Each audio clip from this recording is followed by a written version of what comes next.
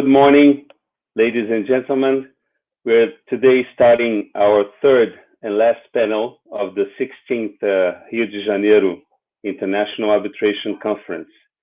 We have an exciting program. The third panel will be on technical issues and the law in infrastructure disputes. I would like to pass right away the word to Vera Monteiro of Sundfeld Advogados, who will introduce you to the panelists.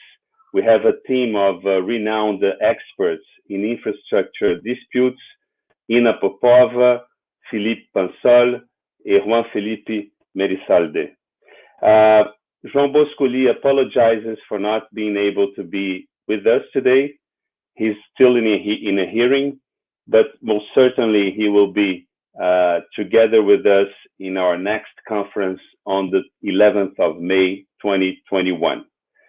Please, Vera, the floor is yours, and let's all have a great conference.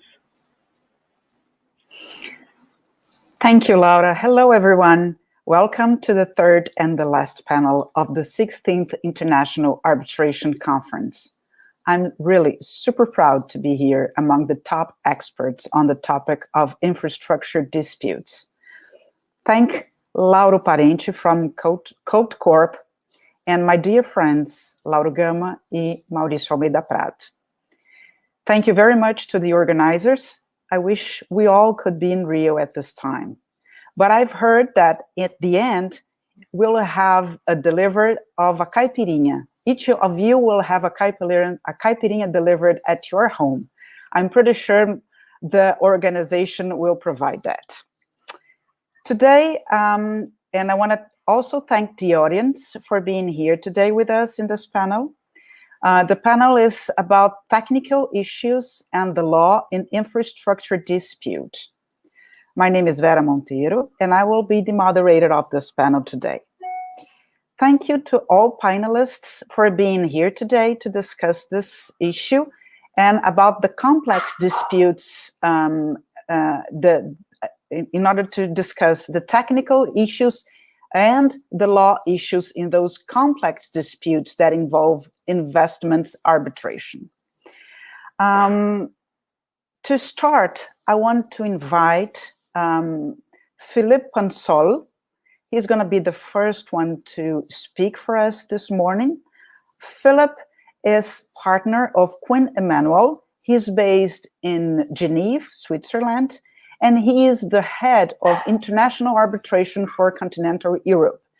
He has acted as counsel in more than 270 international arbitrations, with particular focus on investor-state arbitrations and commercial disputes involving the energy, power, oil and gas, construction, and defense industries.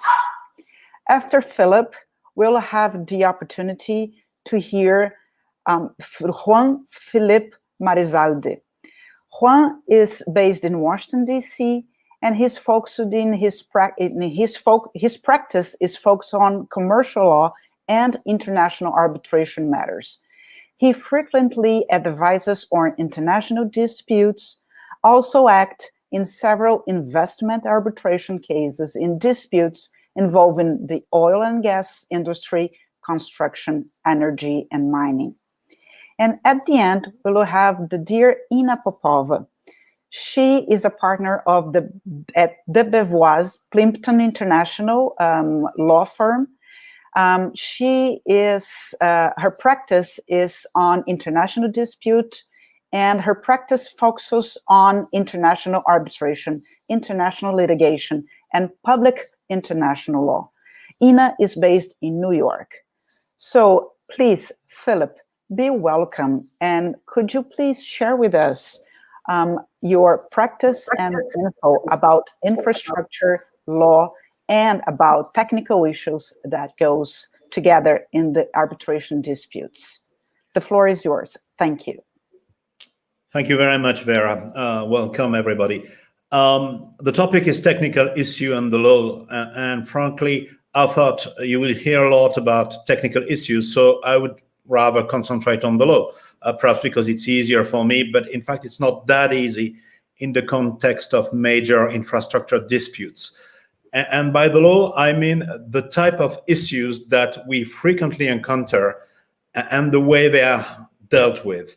And I will not so much focus on the investment aspect, which is a separate really area of the law, but rather on the infrastructure, big project, construction type issues that we all face. I will do a quick tour d'horizon in French, and then move to a proposal which I have seen done in some cases and which can help considerably the resolution of those type of disputes. So what's the situation to start with?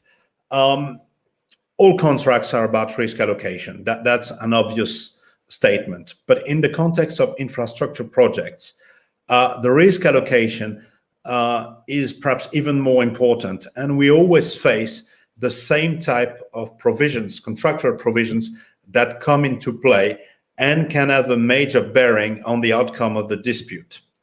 What are these provisions? I list them in a particular order. As you know, there are two types of disputes that you encounter in this infrastructure projects, delay type disputes and defect type disputes. Okay, start with delay. And the first one, which is obvious, is the overall limitation of liability provision, which you will find in almost every project. And what comes with it is whether it's enforceable, to what extent the judge can modify it, the arbitrator can modify it, and to what extent you have gross negligence, either under the applicable law or under the contract that could lift the contractual limitation of liability. That's one type. Other type, very close to the limitation of liability, liquidated damages for delay, which, as you know, are very often capped and could operate as a limitation of liability for delay claims. You have this type of provisions. How do we articulate with the general limitation of liability is another legal question that we always face. Sticking to delay issues, how does the delay clause work, the LD clause work? Are delays attributed? You have three types of delays created by the owner, by the contractor, and by a third cause. Who will bear the third cause delay? That is a legal question that we always face, and we have to deal with it as well. It's quite important.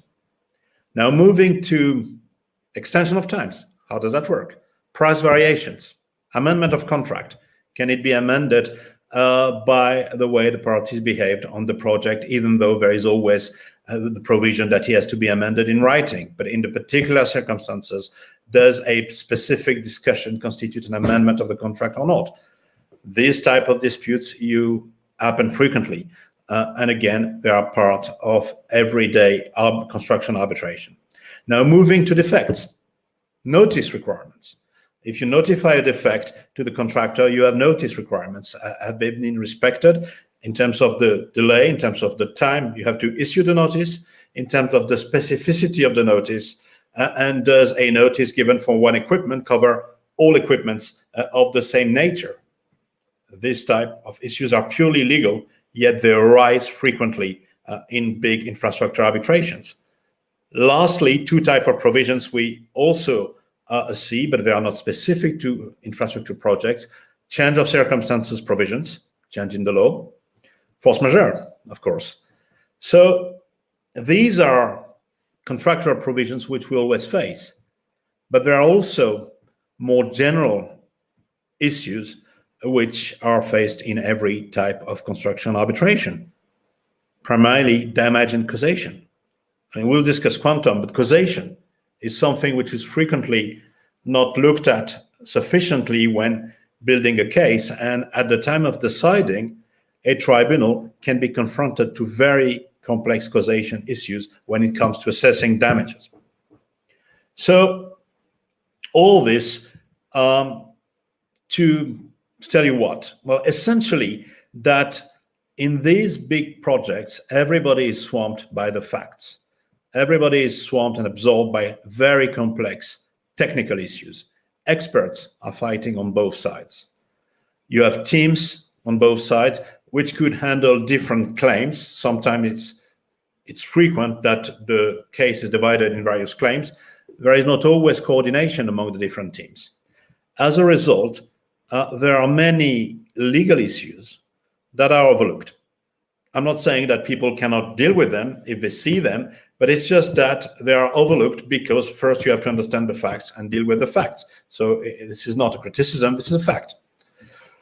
And as a result, the proposal that I would like to make, and it's not my proposal or my protocol or anything like that, it's something that I have seen done, is a tribunal that would be slightly more proactive than normally, a tribunal that will look at the submissions after the first exchange of memorials, if ever you proceed by memorials, which is the most common way of proceedings, and the tribunal which will identify 2, 3, 4 of the legal issues that I have described in my first part, which could have a significant bearing on the case.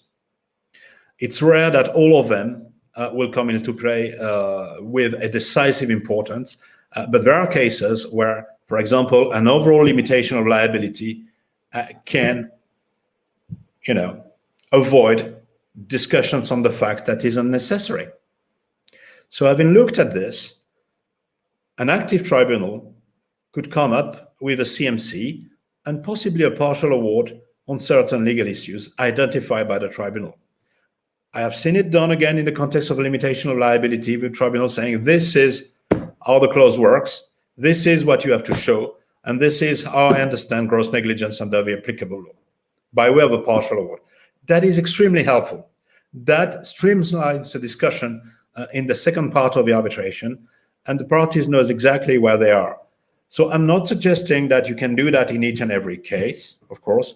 What I'm suggesting is that some cases are candidates for an early determination of legal issues that could have a major bearing on the case and avoid unnecessary fact findings, expert testimony, and discussions. And this is just my message to you to kick off the discussion. Of course, the technical issues are key in these disputes, but don't forget that eventually the arbitral tribunal will decide in accordance with the law. And if they can find a way to avoid the technical discussion, they will do it. Thank you. Thank you so much, Philippe. This is very important to point and to start the day. You just mentioned the impact of technical issues when we are discussing infrastructure disputes. And if I could, I would ask you if you see any difference between the work of the experts in a construction case or in an infrastructure case, or even though if you see a difference in one specific case that deals with investment, in major investment cases. Do you see any difference between the role of the expert in those cases, even though we have construction involved? But I mean, when you, as a counselor, what do you look for when you have a dispute, an arbitration? Do you look for different skills from an expert, or if you're dealing with a major investment case, it's almost the same? No, that's a very good question, Vera, and it goes well beyond infrastructure disputes. But specific to this type of disputes, you have first delay experts, and Ina will discuss that in detail. So I will not say too much, except that the delay experts that are the most effective are not necessarily the most technically competent. I'm not saying they're not competent, but they're technically acute. It's just those that are able to convey, in simple terms, complex issues to the tribunal. And that is true in infrastructure arbitration, even more true if you have an investment type tribunal who will be less close to this type of issues. That being said, in principle, you're not bringing a delay analysis in front of an investment tribunal because the issues are different. But that's one aspect. If you have a defect type dispute, then you need to find the expert who is specialist in the particular area where you have your defect. And that can be very tricky.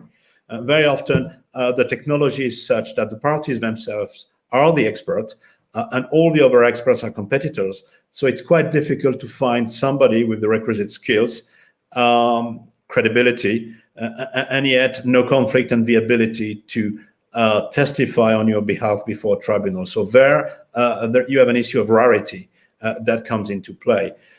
Then, of course, to the extent possible, the expert should be with you on the case, and to the extent that the expert is not with you, you may or may not use that expertise.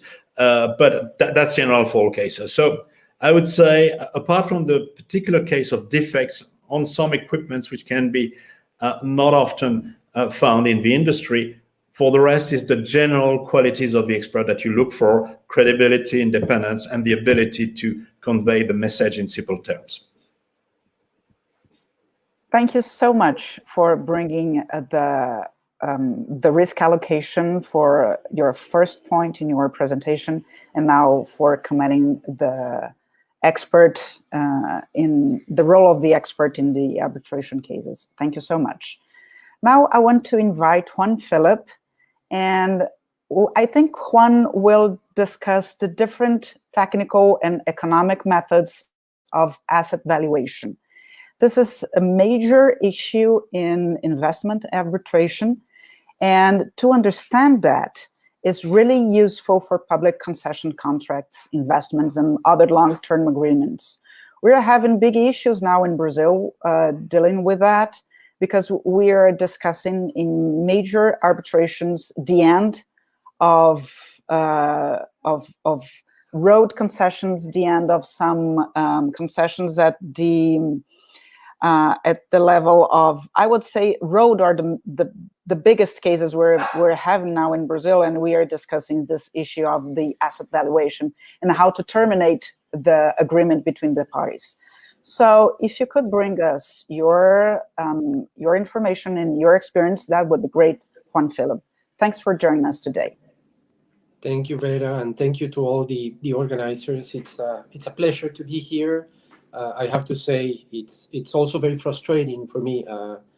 My first conference as speaker took place 14 years ago in Rio. So every time that someone invites me to Rio, I get very excited. And then we get the COVID-19 and all the frustration that comes along. So I really expect that caipirinha, but I'm going to miss the company of all of you. So today I'll be talking, as Vera was telling you, and if we can please put the PowerPoint presentation on the screen, we're going to be talking about the methods of asset valuation and in international arbitration. These methods, I have to say at the very outset, they not necessarily relate only to investment arbitration, as sometimes we tend to believe.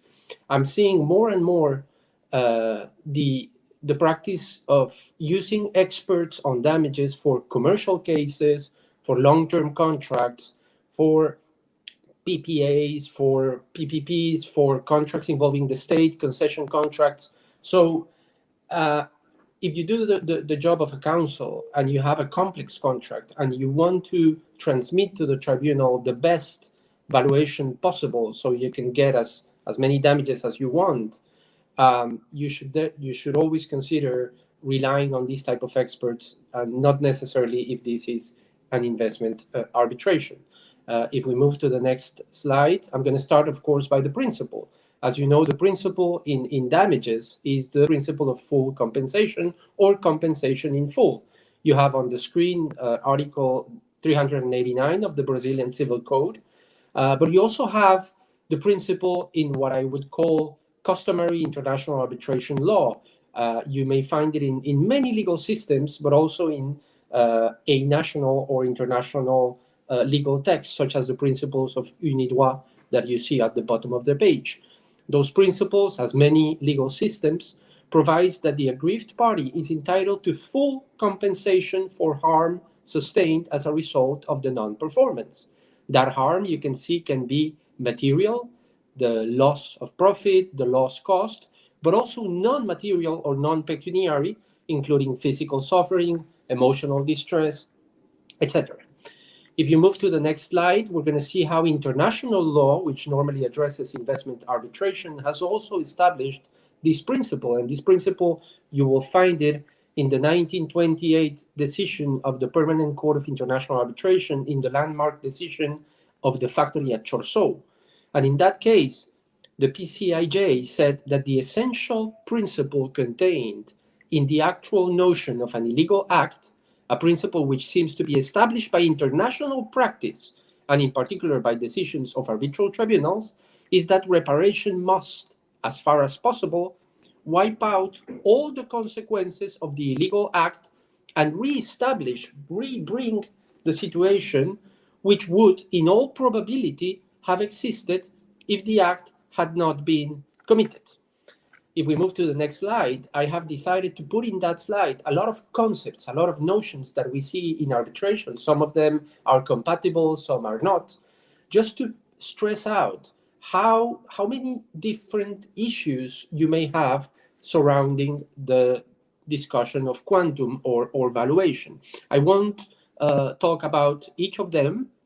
I just wanted to remind you that in international arbitration, depending on the applicable law, or depending if we are talking about international law, for instance, for an investment arbitration, you will have a lot of notions surrounding the issues of damages.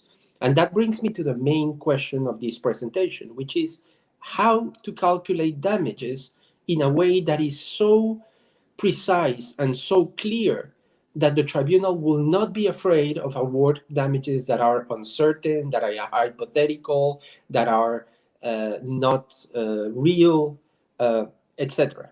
And this question, I repeat, applies, if we go back, please, applies for long-term contracts, apply to evaluate a project, to evaluate a company, to evaluate even a contract. Not necessarily a breach of a contract, but if you want to sell a contract, you're going to put a number to that contract using this type of valuations. And throughout my presentation, I want you to think about two examples. The first example, imagine a concession to operate a highway in which the constructor that builds and maintains the highway gets, in exchange, to put a toll, un peaje, and gets the revenues of that peaje during a period of, let's say, 15 years. The question happens, at year number 7, there is a dispute, there is a termination of the contract, and you want to know, the constructor wants to know how much money he was going to get until the end of the contract. And if the first reaction that a lawyer has is basically to look at the previous years and make an average and multiply that by the 7 years, I can tell you, you're not doing a good valuation, because you're not taking into account everything that's going to possibly happen in the future, and most likely you will get your claim thrown away for being imprecise. Second example, this is more an investment arbitration type of example, but you have a license to operate a mine, a gold mine. It's a perpetual license. You can operate it as many years as you want, and there is gold in a mountain. And there is, as you can imagine, there is an expropriation. How do you put a number to that gold? How do you put the value of that mine? So we're going to be talking about these two examples in the next slides. So the first good news slide, please. Let's move one more slide, please. Is that international law, and also in some countries, commercial law applicable to arbitration, have granted tribunals considerable amount of discretion in determining quantum. This was clearly stated by the ICSID tribunal in Duke Energy versus Peru, as you can see on the top of the slide, in which the tribunal noted that tribunals are generally allowed a considerable measure of discretion in determining issues of quantum. And why is that? It's because if you're going to put a number to a gold mine that you don't know exactly how much gold there is in there, you don't know exactly how much the gold is going to cost in the next 15 years, because if you're going to do an exercise of valuation of that mine, the technical experts are going to tell you, in year 1, you're going to get X tons of gold. In year 2, you're going to get Y tons. And all that, let's imagine in year 10, you're going to get Z tons of gold. You're going to have to put a number of the gold price in 10 years. And that, of course, is imprecise. And the tribunals, they don't have a crystal ball to know what the gold price. So they need to have certain discretion in damages calculation. If we move to the next slide, we finally get to the point of the different valuation methods. And I'm going to be talking today, hopefully, about these 5, but I will be very pleased if I can talk at least about the discounted cash flow, which is, in my opinion, the most precise method for this type of calculations. Again, as I was telling you, tribunals, they rely a lot on experts to do these exercises, and parties, they rely a lot on experts to do these exercises as well. At the end of the case, you end up having always a battle of experts, the expert that claimant hired, that it's going to say that the mine is valued in $1 billion, and then the quantum expert retained by respondent, that it's going to say that it's valued on only $100 million, and there's going to be a whole discussion. We can think about how to change this system. I really liked Philippe's idea of having more involved tribunals. I know that INA knows a case in which a tribunal, for instance, decided to appoint a third expert, and we can always think about how to have more proactive arbitrators to do a more I don't want to say serious, but a more independent approach to calculation of damages. So let's move to the DCF. Next slide. The World Bank has defined the DCF as follows. It says for a going concern, and that is very important. A going concern is an enterprise consisting of income-producing assets and already in existence for a sufficient period of time to generate the data necessary for providing its profitability and the calculation with reasonable certainty. The World Bank suggests the DCF, discounted cash flow, may represent an acceptable method of valuation. This method values an income-producing asset by estimating the net cash flow which the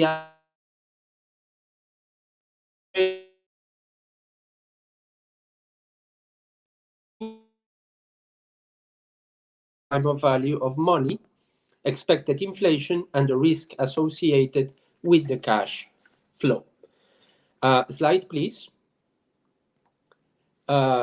This slide summarizes again what the DCF means, but also if you look at the bottom, you're going to see that many tribunals, especially in investment arbitration, believe that the DCF method is widely accepted as an appropriate method to assess the loss of profits of going concerns with a proven record of profitability. Slide, please. So in practice, how does a DCF operate? Let's think about the highway, 15 years of highway that you still have in front of you. So what the experts are going to do is that they're going to take the historical data, which means, let's say that the highway was built 10 years ago. It was a 25-year contract. So you have 10 years of historical real data that should not be in discussion between the parties because it's in the books, it's in the financial statements. And then you try to project these cash flows to the future, and by using that would be the first stage, and by using a discount rate, bring the future values to a present value and say has a value of and it's the DCF, which is like it's a financial model. It's normally run in Excel. It's composed of different entries. The first entry, of course, it's a very important entry, are the revenues. How much money, the income that the project is going to have. So you take year by year a calculation of the income. In a highway toll, it wouldn't be that difficult because normally the number of cars that are going to pass through those tolls is going to remain similar year after year. On the contrary, if you think about, let's say, for instance, I had a project to build and operate prisons. And of course, the size of prisons keeps growing with time. So you need to make projections that the number of people in those prisons, or let's think about a public service, I don't know, water utilities, the number of citizens is going to grow. So you need to make projections on how many people, how many clients you're going to have. But okay, first element of revenue, the number of cars. Then you need to calculate how much each car is going to pay in the next couple of years. And the contract will have an adjustment clause for the price of the toll. And then you start to speculate because that adjustment clause, normally it's going to refer to la inflación or to the índice de precios al consumidor, to elements that are inherent to the local economy, but that you need economic experts that are going to tell you, I believe that the economy in this region is going to grow X% in these years, so that you can make this exercise 3 years. So then you take the 15 years, you say this year I'm going to have this revenue, this revenue, this revenue, and you get to a total at the end. Then to those numbers, you deduct the expenses. And if what you do is that you take the expenses of the last year and you multiply this by 15, you're doing a very poor job, because you need to take into account the reality of the project. And as you know, for instance, in highways, you may have a yearly maintenance fee that you calculate and that you put in the project, but you also may have for, let's say, in every 3 or 4 years, you need to do a big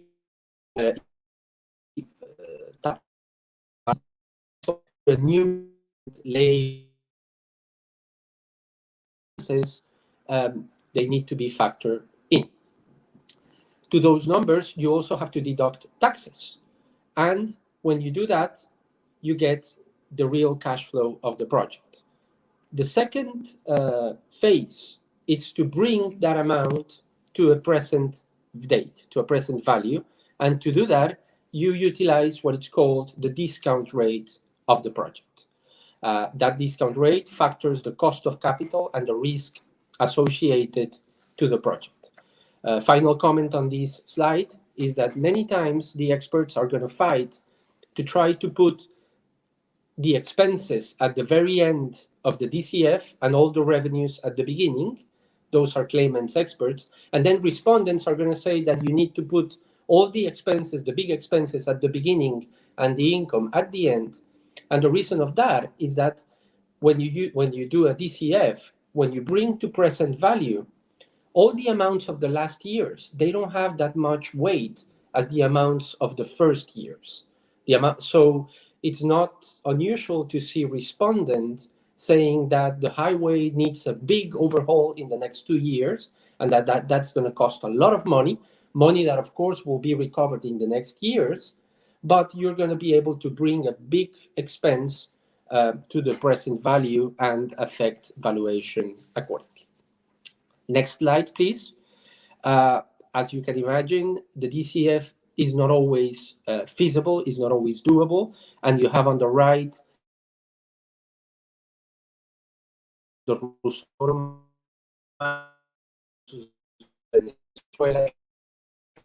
DCF only works properly if at least the following criteria are met. First, you need to have historical record of financial performance. You need to have historical data that you can use to calculate the future data.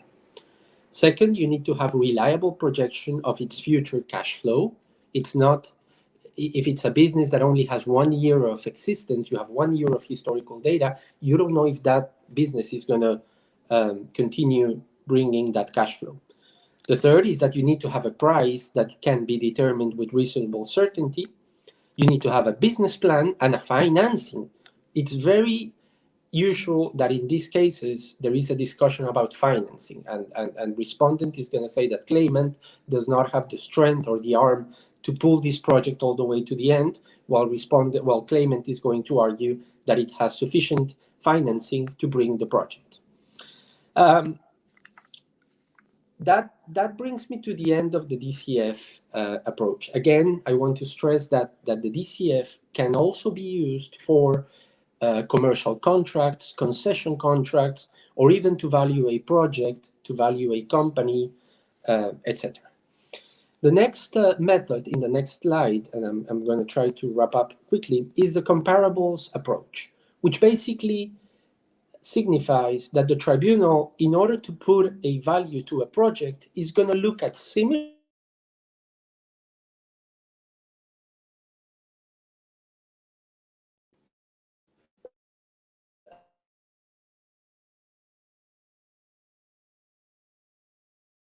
the value of an asset by reference to the observed values of other assets with similar but not identical characteristics. The next method is the book or replacement value. It's not very complicated, but it's to use the book value, the value that the company has in their books, which normally is the difference between the total assets and the total liabilities. This, I have to say, in our countries in Latin America, it's not normally the most exact. As you know, sometimes the companies in the books are under or overvalued, and the reality shows a different picture. And by the way, don't think of valuation methods as you only choose one. It's perfectly reasonable and feasible to take more than one of these methods. Let's say, for instance, you do a DCF analysis, but you also confirm the results of your DCF analysis by comparing the project to other projects. So you use DCF and comparables in order to reassure the certainty of the DCF. I've seen that a lot, and it's something that we recommend. The last method that I want to bring, it's very known in investment arbitration. Next slide, please, which is the sunk costs. And this occurs when the level of uncertainty is so high that the compensation cannot be valued on future assumptions or future predictions, but you can only look at historical data. And in those cases, the tribunals, they say, you know, it's so uncertain that this mine will be profitable. You have not obtained something that I've seen a lot. You have not obtained, for instance, the social license to operate this mine. It's not clear if you're going to be able to operate this mine in the future. So the only damages that I'm going to award to you are the investments that you already made, a reimbursement of the amounts that you have invested in the project, and you have two sides there. I'm going to jump, if you don't mind, move forward one slide. I was gonna talk to you a little bit about interest, but I don't think it's too complicated. But I want to talk about two more slides, please. Two issues of damage reduction, because this is very important, especially in technical disputes. Philippe was talking about causation, and there can be damage reduction when the causation is destroyed, and it's not clear that it's because of the fault of the debtor that the creditor has a damage that was caused. And there are two examples of damage reduction that I want to bring. The first one is the duty to mitigate, and you'll find that duty in many international instruments, such as the UNIDROIT principles, but you also find it in local commercial law, civil law, and even common law. The principle is very straightforward. It says that the non-performing party, the debtor, is not liable for harm suffered by the aggrieved party to the extent that the harm could have been reduced by the latter parties taking reasonable steps. If the victim of the damage can take a reasonable step to reduce the damage, and he doesn't do that, there might be a destruction of the causation link, and some of that damage might be attributable to the victim. A couple of years ago, the ICC invited me to review many awards that dealt with the duty to mitigate. There's an article in that regard in the ICC bulletin, and I was very glad to see that most of the legal systems that I analyzed have the duty to mitigate in one way or another, either because it is expressly provided in the law, or because the tribunals have inferred that principle from the principle of good faith, or tribunals that have done a more technical approach and they have addressed it through the causation. But the result of that is that this, in my opinion, this principle exists as a general principle of law. And the last possibility to reduce damages is the contributory negligence. It's similar to the duty to mitigate, but in this case, the victim also has part of the fault, part of the blame in the causation of the damage. And if you read, for instance, Article 39 of the Articles of State of Responsibility of States for International Wrongful Acts, it says that in the determination of reparation, account shall be taken of the contribution to the injury by willful or negligent action or omission of the injured party or any person in relation to whom reparation is sought. And why did I want to bring this at the end? I was because I liked a lot Vera's question to Philippe, how experts approach damages in construction disputes as a difference to investment arbitration. And the first thing that I thought is that in investment arbitration, most of the times the parties, they bring a very radical approach. Claimant that says this costs $1 billion. Claimant was not at fault. It is entirely respondent's fault. And then the respondent usually brings the more radical approach, saying the value is actually 0 or less than 0. And there is like this huge gap between the two experts. In construction, it is very rare to see an expert that says, with any appearance of independence and impartiality, or more independence, that says that the party that hired him is not at fault. It's very normal to acknowledge that either the constructor or the owner has some responsibility in what happened. And that brings the discussion to a terrain of how much guilt, how much fault each party has. And you have what it's called in Spanish, concurrencia de culpas. You have you cost part of the delay, but the other party caused the other part of the delay.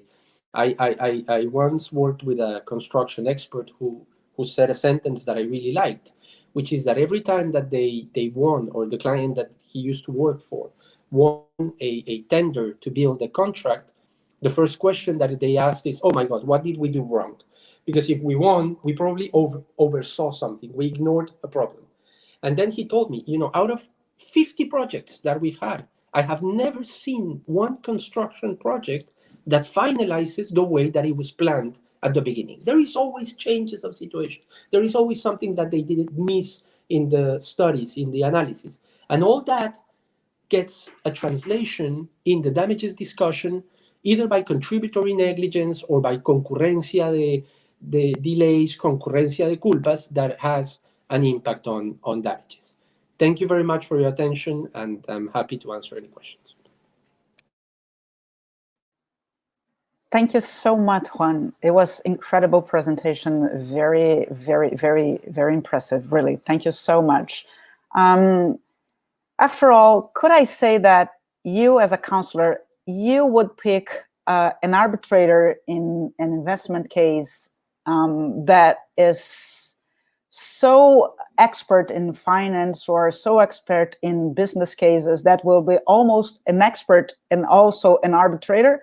Or would you pick an arbitrator that doesn't have any information about all those methods and about the business market?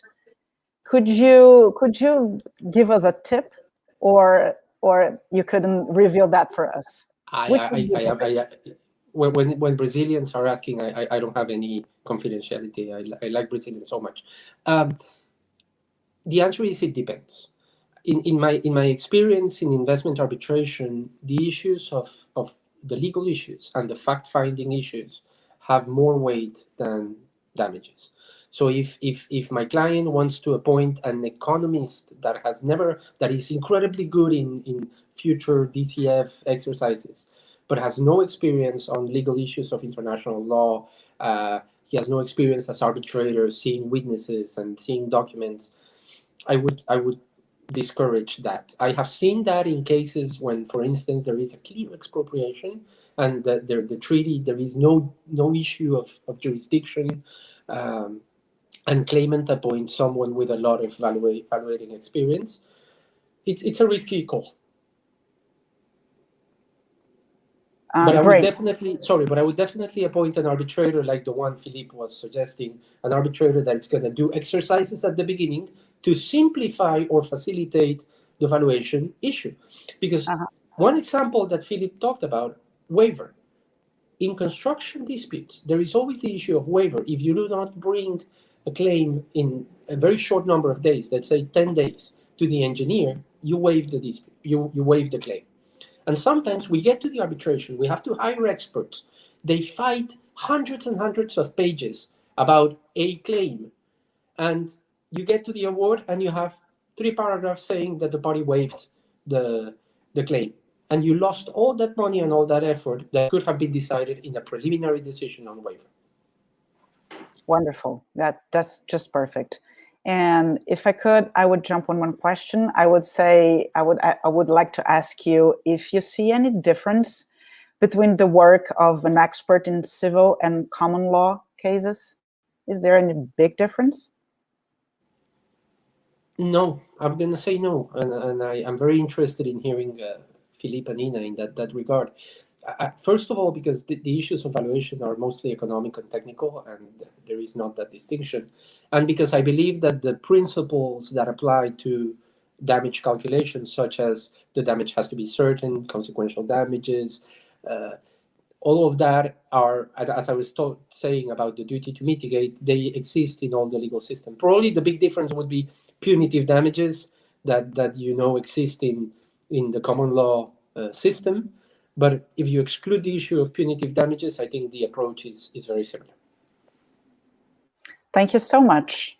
Now I want to bring Ina to the floor, and if Ina could join us and share her presentation about the delays that occurs in almost every construction and what happens when the disputes arise.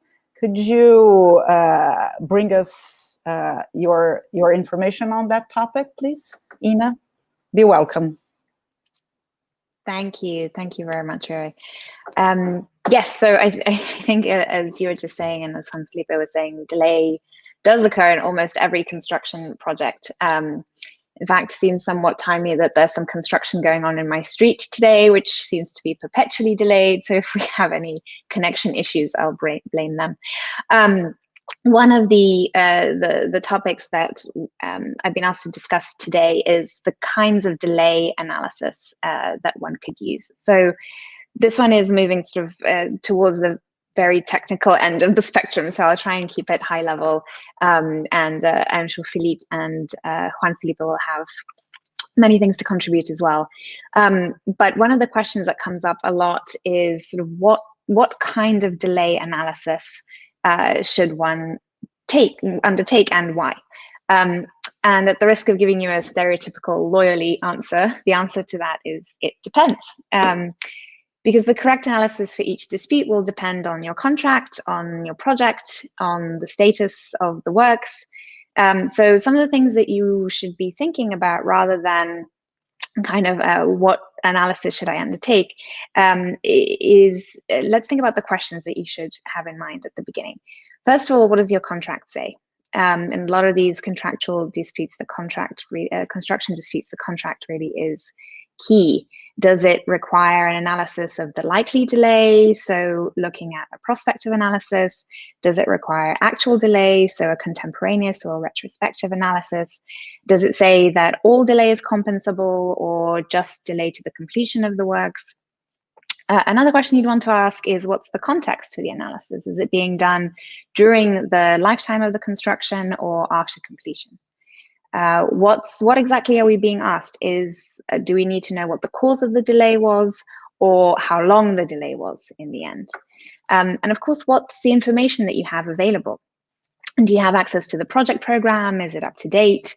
Do you have any other project documents which explain what might have happened? And of course, last but by no means least, what does your delay expert recommend? On these issues, it's really important. Of course, you have to understand the basis for selecting one particular methodology over another.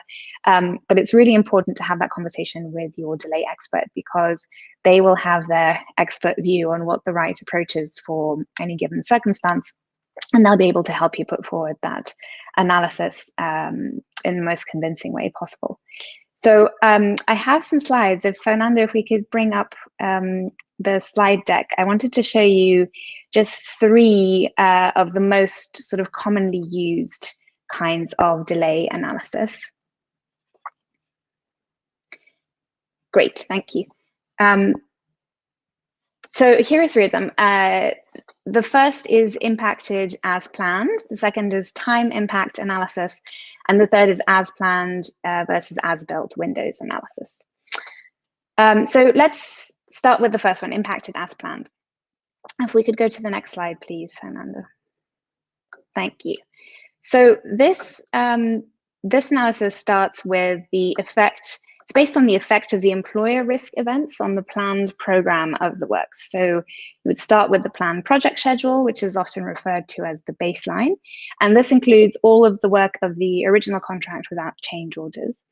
And it's best to use the approved baseline schedule, but if it's not formally approved, then whatever the schedule was that the parties actually used contemporaneously. And then if we could click, we should have some animations. Here we are. We would insert in the software program what's called a fragnet in the baseline, which measures the change to the completion date. And this sort of represents a change or an impact that was not part of the original planned project schedule. And if after inserting this fragnet, the completion date can only be later, then you would say that the cause of the delay was the change that's represented by the fragnet. If we click, you might be able to see that. Perfect. So that's sort of the employer delay. This is a 30,000-foot view of the impacted as planned analysis. Now, let's talk about some of the pros and cons of this approach. If we could go to the next slide. Super. This method of analysis is relatively easy to perform, and it requires relatively limited records. On the other hand, it does have some weaknesses because it provides sort of theoretical results. So let's look at the second kind of delay analysis on the next slide. This one is the time impact analysis, TIA. Now, this method of analysis is based on the effect of delay events on the contractor's intentions for the future conduct of the work in light of the progress that was actually achieved at the time of the delay event. So this one can be used to help resolve a more complex delay scenario. So something like a concurrent delay, we were talking about concurrent causes earlier, things like accelerations and disruptions. And it's also commonly used for determining the amount of an extension of time that the contractor should have been granted at the time that a particular event occurred. Now, the principal difference between the time impact analysis and the impacted as planned analysis is that in the time impact analysis, this fragnet is inserted in a project schedule update. So preferably one that's sort of closest to the actual date of the change represented by that fragnet. And as in the case of the impacted as planned, if the project completion date changes and becomes later after you insert the fragnet, then we can conclude that the change or the impact was represented by the fragnet was the cause of the delay. So let's see if we can animate that. If we can click on the slide, great. And once again, here we are. And again, wonderful, thank you. So this is sort of the trying to visually depict the difference between the time impact analysis and the impacted as planned.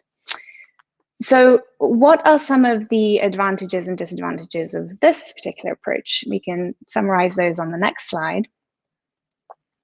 So like impacted as planned, the time impact analysis is relatively simple to perform, but also like the impacted as planned, it's prospective, and so it can ignore future progress on the project.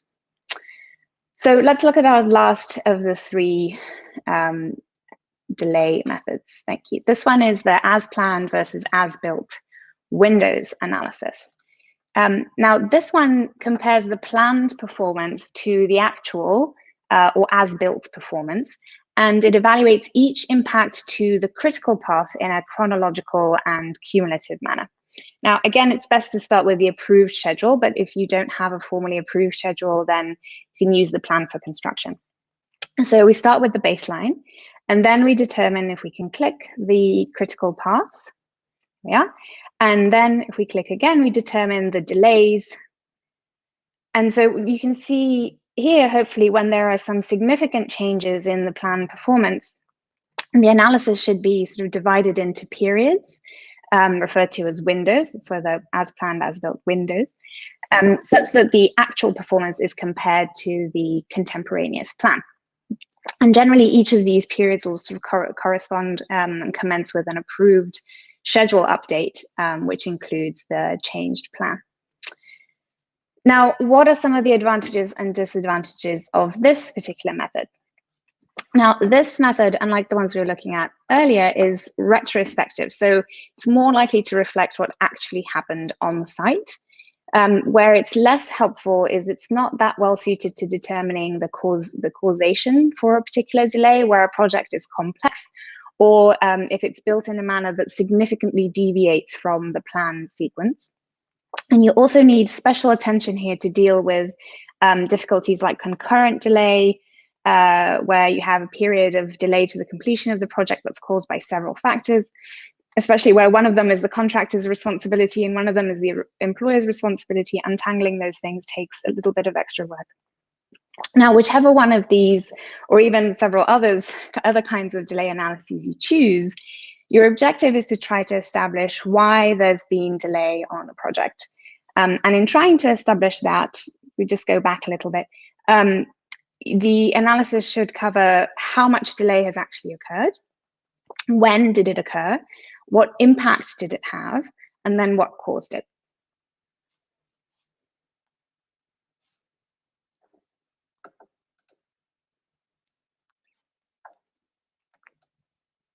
So Vera, I think you also wanted to talk about why the type of delay analysis matters. Okay, all right, so turning to that question then, very simply put, it matters because it's the difference between losing or winning your case. And this is where our little cartoon from the slides will come in handy. Fernando, if we could have that back up again. So for example, let's say your client is a contractor working on site on the initial stages of a project, and you come across unforeseen ground conditions, and under the contract, it's not her risk. And also under the contract, she has to put in a claim immediately for the delay impact, which will likely occur. So she requests an extension of time for the likely delay caused by dealing with that. And that delay analysis is then done on a prospective basis. She knows that the delay has occurred, she doesn't know how long it will last, and the analysis is providing the parties with an estimate for that.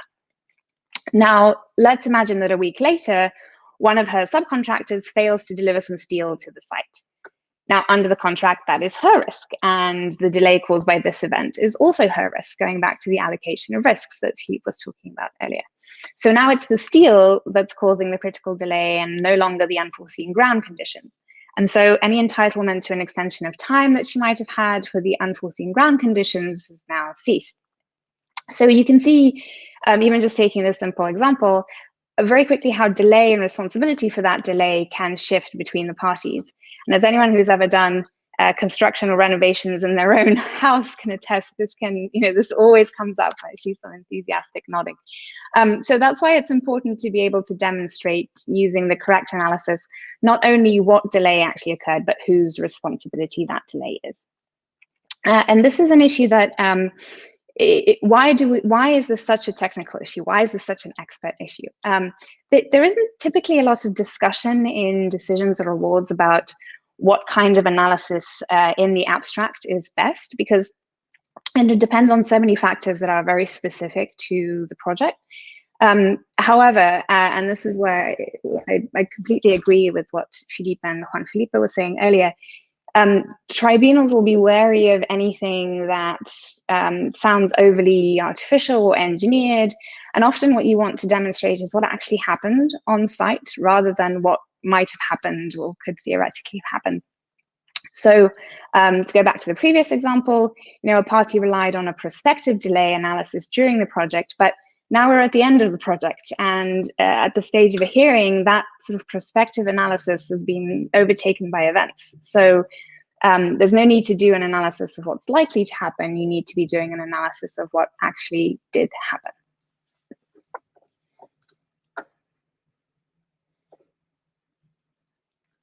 And I want to ask you one more question. Do you have any tips on ensuring that the best delay analysis is produced? Yes, here's one I prepared earlier, top 3 tips. So the first one, going back to where we started, is understand your contract. Each contract is different. Even if the contract you're using is based on a standard form, it might have been amended by the parties. So you need to understand going back to what Philippe was saying at the very beginning, you have to understand what risks and events are allocated to each party. And make sure if you're entitled to any sort of delay or extension of time, and if you're so entitled, on what basis you can make that claim for additional time. So to take the waiver example, the contract may prescribe a particular time limit for raising a particular issue. And it might also indicate the kind of delay analysis that needs to be done. So you need to make sure that you know your contracts inside out. And the second one is do your paperwork, or rather keep your paperwork. This is a very common problem across construction disputes. We have lots of different parties, different consultants, contractors, subcontractors working on different aspects of the project. But it really is key to keep good records and to have controls in place for making sure that you keep copies of correspondence, timesheets, site and field instructions, things like that. And all of these documents will then be used by your delay expert to establish the delay and the cause, and to use a sort of software analogy, garbage in, garbage out. So the better information you can give your expert, the more convincing an analysis he or she will be able to provide for you. And of course, critical to all of these things, as you'll have seen in the 3 delay analyses that we saw earlier, is making sure you have a baseline program and to update that program regularly. So sometimes we're asked, when do you start hearing preparation? And the answer is sort of on day 1 of the project. You want to make sure that you are keeping those records on an ongoing basis rather than having to go back and unearth them years after the fact. And the last one is, I think this is generally a good rule for life too. Try and seek agreement between the delay experts. This is, and on not just on the methodology, but on as many of the facts as possible, because we do live in a world where people may disagree on what the facts are. But there's, Juan Felipe was mentioning, the possibility of tribunal-appointed experts, and I'll reserve judgment on that one. But it does remind me of another old joke that when you have 2 lawyers in the room, you have 3 opinions, and it can be the same thing. If you have 3 experts in the room, you could have 4 opinions. So in my experience, it is generally a good idea to try and get your delay experts to get together and agree on sort of what the methodology is and what the facts are that go into it. Or at least, the agreement over when certain events actually happen. So when the delivery of steel was actually made to the site, or when a particular milestone was reached. Because otherwise, if the expert reports are like ships passing in the night, that will not be helpful to anybody. And you do then run the risk of opening a whole separate bracket of the proceedings to have a tribunal-appointed expert to help the tribunal sort out the different methodologies. So on the last one, try and seek agreement to the extent possible between your experts. Super, that was incredible. Thank you, Ina, very, very much about your information, taking care about the delay analysis. And that's wrap up all the information we brought for this panel. And I want to open for questions. And I'm pretty sure that Mauricio, one of our organizers, is the one that wants to start with a good question for Ina at this time. Thank you, Mauricio. Thank you, Vera. Thank you, the panelists. It was really impressive. I think I learned a lot, I hope. I don't know if my question is good question, it's just one question. In fact, I have 2 questions. First one, the 3 of you discussed the importance of counsel and arbitrators to understand technical issues. We need to dialogue with these issues. And we see a very, let's speak, conservative view that say lawyers know the law, arbitrators apply the law, and they delegate the numbers or the expert issues to the experts. And the experts in their role, they eventually have to interpret the contract, interpret the law. So you see experts entering into a gray zone of law issues, and the arbitrators reluctant to discuss and understand the assumptions, the very important issues of the technical case.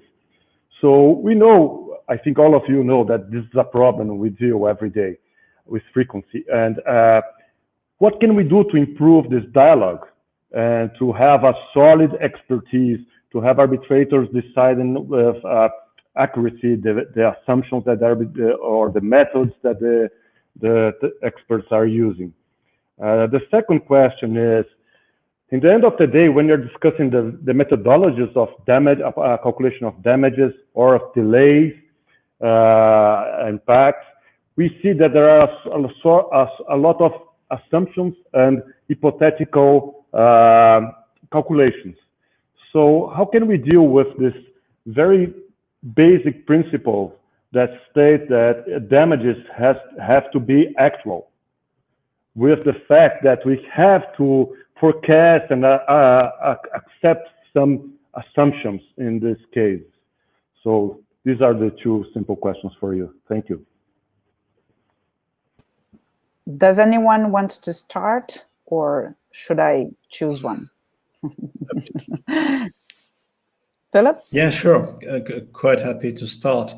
On the first question and what you call the dialogue between experts and tribunal members, I think it has to work both ways. But most certainly, arbitrators need to educate themselves about the type of issue that we frequently encounter, namely here, quantum issues and delay analysis. I happen to have studied business before law, so I am quite, let's say, familiar with quantum issues, and I have generally engaged with experts on this. It took me some time to get acquainted with delay analysis, and I find Ina's presentation was great. And the thing that I discovered is that this is not a science, this is not even an art, it's a highly subjective exercise. So when you realize that it is a highly subjective exercise, for example, you can do this window thing, but it depends on where you put the window. You go back to the basics, and going back to the basics, by that I mean, and I anticipate on the second question, you start to distinguish what is the expert's opinion from the assumptions that underline the report and the opinion itself. And normally it's the role of opposing counsel, and a good cross-examination will elicit the difference between opinions and assumptions, but it's not always the case that it is that clear. And I think it's the duty of the tribunal to distinguish very clearly where are the assumptions and where are the matters and the topics on which the expert will opine. And when you have that, if you understand them, and it's your duty, again, as I said, to educate yourself, then you can engage a little bit with the expert on whether, for example, a given discount rate is reasonable in given circumstances. If you're in a DCF context, the discount rate will change considerably the outcome. So it's something you can focus on. So these are the type of issues that I could see, really. Then experts, of course, themselves have to, and good experts do it, explain in simple terms what we are doing. And if you're not convinced, if you don't understand what the expert is doing, then it might be a good idea to ask a question. So this would be my answer in general terms. Thank you, Philip. Does someone want to jump in? Juan? Thank you, Vera. I know, I guess there are young lawyers in the audience, and I do want to encourage you to dive into these technical and economic issues. I heard many people saying that they don't like numbers, so they went to law school, and that should be a mistake. If you get to do a master's and LLM, take one class in the economy school. It's going to help you a lot. And there are not that many lawyers like Philippe that have the privilege of having an economic background. So there's a lot of space to grow there. And these lawyers, since these cases are becoming more and more technical and economic, they are getting very important roles. So if you learn that since you're young, that would be fantastic. And the second question of Mauricio is absolutely perfect. And I fully agree with you. How can we reconcile the certainty of damages with this hypothetical exercise? But the reality is that arbitrators, they have to decide, and they have to come to a conclusion, and no one has a crystal ball. So they have to try to be very convinced and persuaded that the analysis they're doing is the closest they can get to reality. And the reality is that with the aid of the experts, they can pretty much, probably they won't see at the future with the exact certitude, but they will come very clear, very near to that. I totally, Ina, please go. No, I was going to say, I very rarely disagree with either Philippe or Juan Felipe. So I'm glad to completely endorse everything they both said. I mean, some of this is a bit of black magic, and I think that's what makes the practice of law so interesting. And you can't really cross-examine an expert or even put on your own expert unless you actually understand what it is that they're doing. And exactly the difference between opinion and assumptions that Philippe was mentioning, because I think you'll find on many of these issues, if you get down to the pure methodological question, there's very rarely a really stark difference of opinion between two experts that are typically at the tops of their fields about what the correct methodology is or what the conceptual analysis is. You very rarely find one party saying, yes, this has to be book value and nothing else. Typically it's because they've been instructed to do that, and you want to understand, is that a legal instruction that they've received? Is it an instruction they've received that they agree with? What's the economic theory behind that particular approach? So hence the dialogue, getting your experts together, and making sure that that you're able to sort of whittle down these real areas of disagreement for the tribunal. Is there really a methodological difference here, or is it that they've made different assumptions about what happened? And again, where you have better record keeping, especially in a construction dispute, that helps you, because sometimes you have to make assumptions about the facts where you don't have sufficient factual evidence of what exactly happened when. So I think those things work together. The better the record you have, the less scope there is for factual assumptions and sort of factual instructions from counsel. So I think those things tend to work together. And as a sort of black sheep lawyer, child of two engineers, I think these issues can be really interesting if you get into them. And I agree with Juan Felipe, and being sort of dumped into the deep end on a construction case when you don't know what it actually is can be quite daunting. It's very daunting for some of us. And the same thing with valuation. It sort of sounds like all of this jargon that you don't understand, but it is absolutely your duty as a lawyer to not just to understand that, but to go toe to toe with the experts in this particular field and point out where they might be wrong. And that's what I think makes cross-examination so interesting, is being able to do that deep dive. And for that sort of split second, becoming an expert in delay analysis, becoming an expert in modern DCF, dynamic valuations, things like that. So I would see it as a challenge and an opportunity, and it's easier to start young.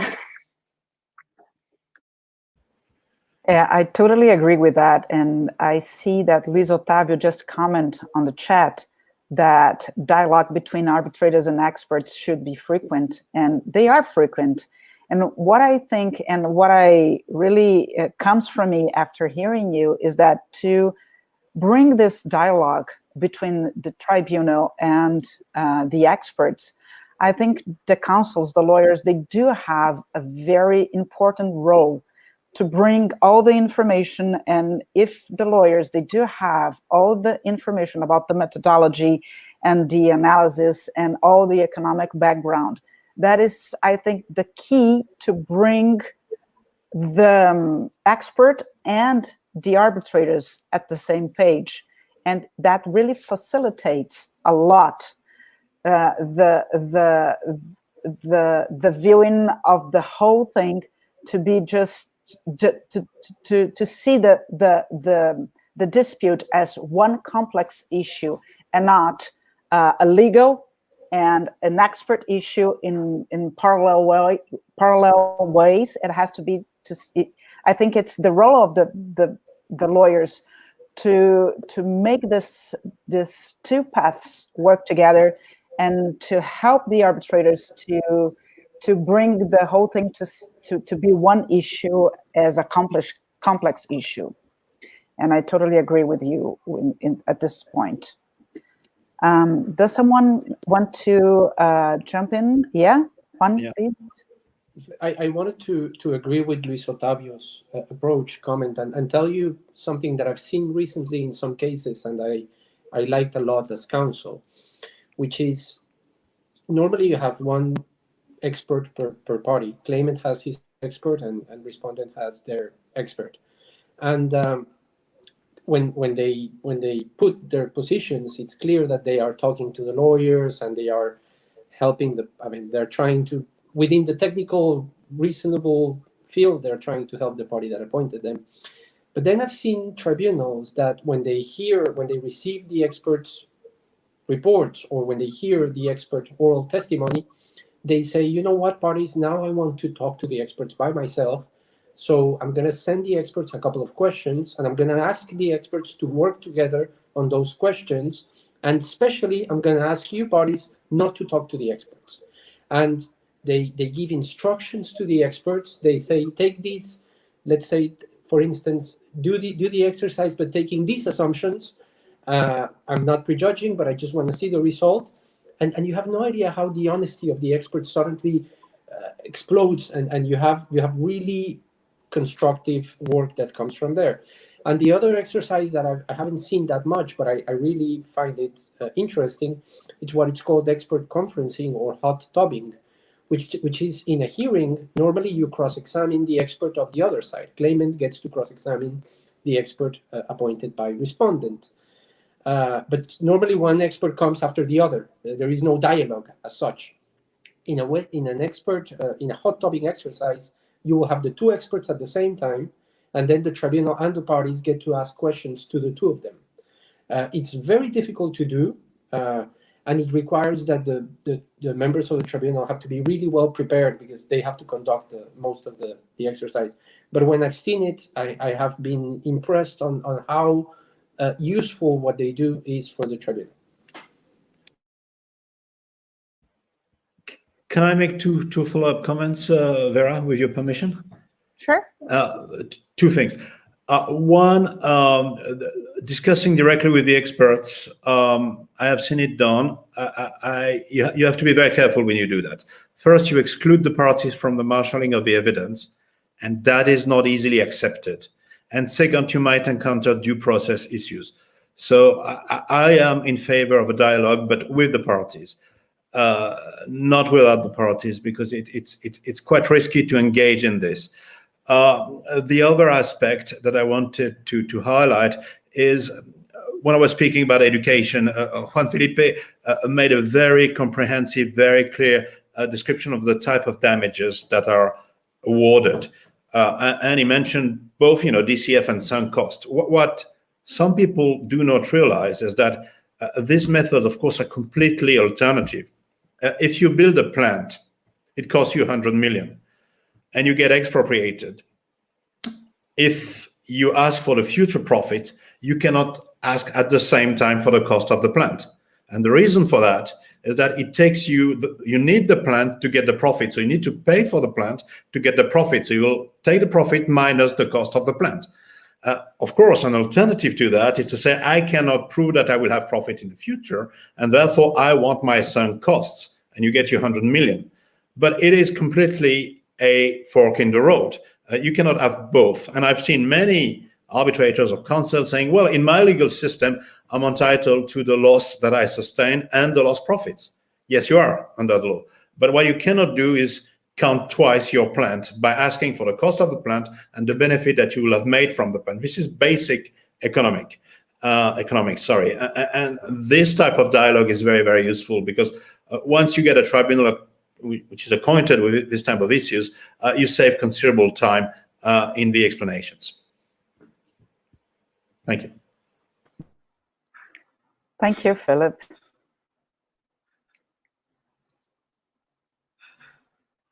Any comments? Any more comments?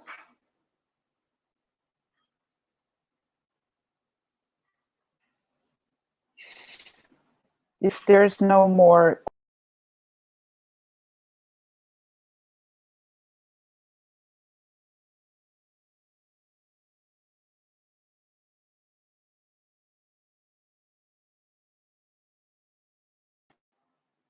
Oops, I think something happened. I think I went off, maybe. Okay, I was trying to see if there is any more questions from the audience. I don't think. No? Okay.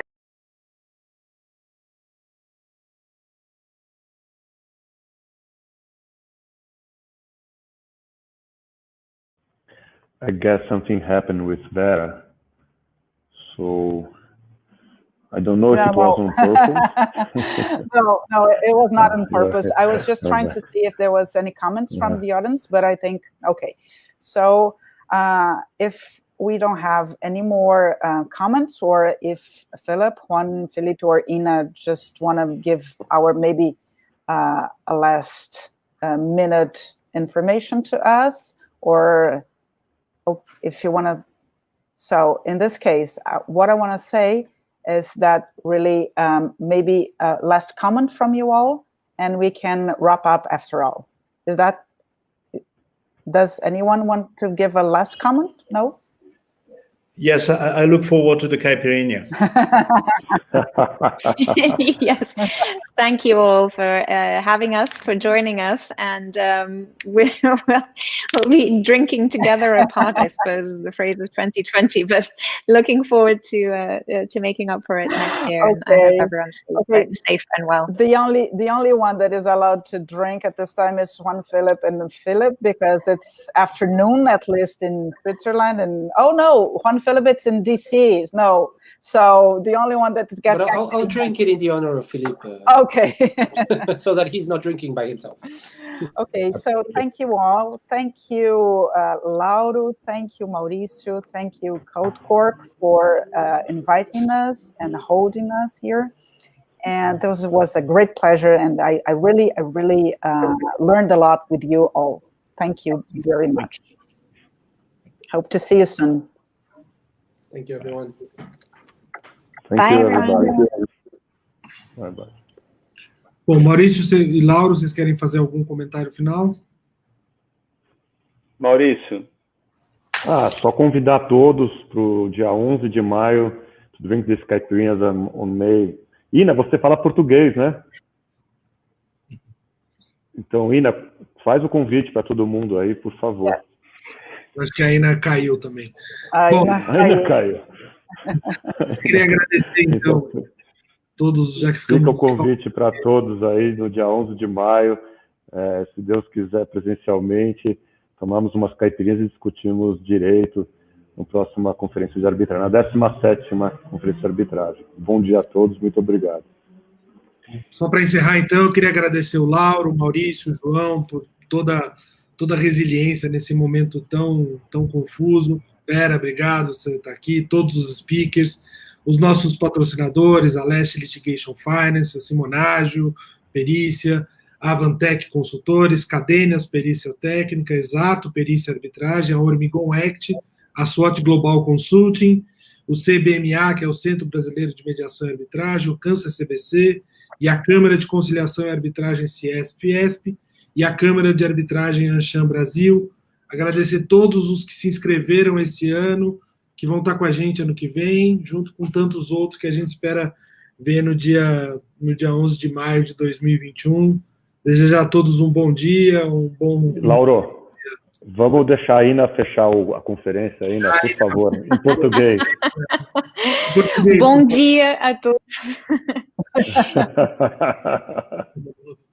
Muito bem. Não, muito obrigada pela atenção. Bom dia. Muito obrigado a todos. Tchau. Obrigado. Tchau.